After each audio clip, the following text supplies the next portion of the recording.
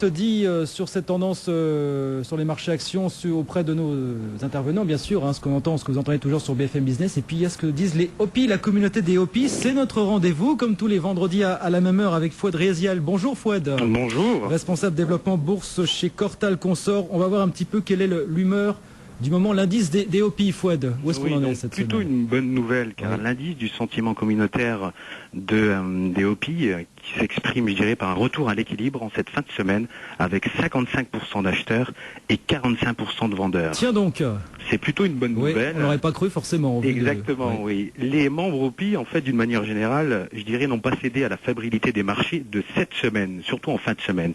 Ils ont même fait part d'un certain pragmatisme dans la gestion de leur portefeuille, donc une grande sérénité qui commence à s'installer. Eh ben, coup de chapeau, on espère que ça leur servira et qu'ils en seront récompensés pour la suite. On regarde le membre de la semaine, Fouad, alors. Le membre de la semaine, c'est JM Iri, qui est désormais 4e du classement des meilleurs membres.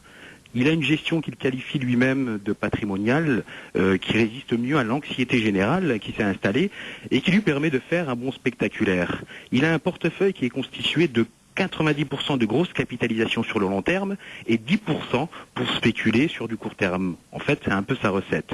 Donc nous, on lui souhaite une bonne chance. Oui. C'est une gestion de bon père de famille visant à limiter ses risques et à privilégier la sécurité à la rentabilité court terme. La valeur recommandée par les meilleurs du top 100, à présent, on s'intéresse à EDF. Exactement. EDF, comme souvent, je dirais, quand le vent souffle fort, les meilleurs membres se replient vers des valeurs refuges. On a pu le voir avec l'once d'or, par exemple, qui a atteint des niveaux records.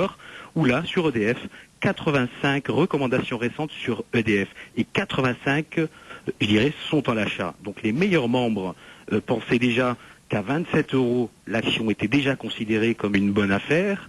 Ils confirment aujourd'hui et, je dirais, appuient à 21,23 sa valeur actuelle. Donc, de plus, là, plusieurs brokers, fin juillet, ont conforté largement cet avis avec un potentiel de hausse de plus de 50%, à savoir vers les 33 €. Oui, on est à 21,24 effectivement en ce moment. Exactement, oui, on progresse d'un peu plus de 3%. Et puis on termine, Fouad, avec la haute stock du moment. Donc, oui, la valeur du jour est Zodiac Aerospace, qui est suivi de très près et apprécié par les membres Hopi. En effet, deux raisons légitimes qui poussent les membres à la qualifier de belle valeur. La première, je dirais, c'est les bons de commande qui sont au rendez-vous.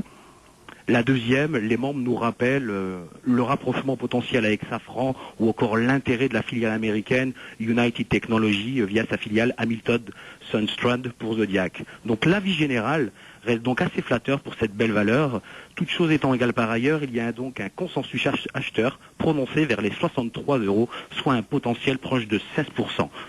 Voilà, on est juste sous les 54 € en ce moment, Fouad. Voilà, on perd 9% sur un mois, ce qui n'est pas mal quand on voit un petit peu l'évolution des indices. Merci beaucoup, Fouad, d'avoir été avec nous encore pour nous parler de ces Hopi, ces membres de la communauté des Hopi qui savent garder leur sang-froid. Apparemment, c'est pas tout le monde. Un responsable développement bourse chez Cortal Consort. Merci beaucoup, Fouad, et à très bientôt.